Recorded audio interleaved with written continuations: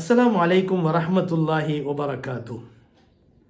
அருள்மறை குர்ஆனின் அழகிய துவாக்கள் என்ற வரிசையில் இன்று அல்லாஹு சுப்ஹானஹு தஆலா சூரா ஆல இம்ரான் என்ற அத்தியாயத்தினுடைய 26, 27 ஆகிய 2 வசனங்களின் மூலமாக தன்னுடைய புகழை கூறுமாறு அல்லாஹ் சொல்கிறான்.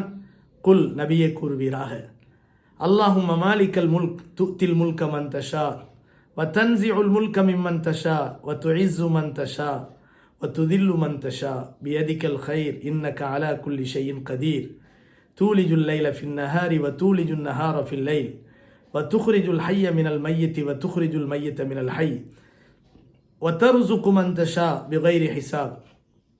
நபியே கூறுவீராக, யா அல்லாஹ், ஆட்சிகளுக்கெல்லாம் அதிபதியே, நீ நாடியவர்களுக்கு ஆட்சியை கொடுக்கிறாய், இன்னும் நீ நாடியவர்களிடமிருந்து ஆட்சியை பறித்தும் விடுகிறாய்.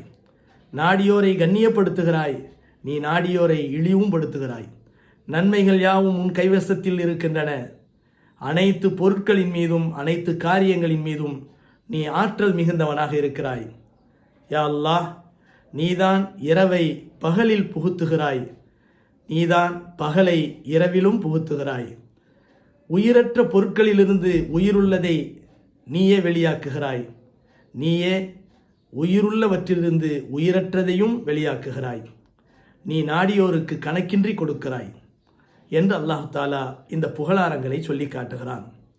அல்லாஹு தாலாவை நாம் எந்த அளவுக்கு புகழுகிறோமோ அந்த அளவுக்கு அது ஒரு சிறந்த துவாவாகும் என்பதை நபிகள் நாயகம் ஸல்லல்லாஹு அலைஹி வஸல்லம் சொல்லி காட்டிய ஹதீஸை கோடிட்டு காட்டி ஏற்கனவே நாம் சொல்லியிருக்கிறோம்.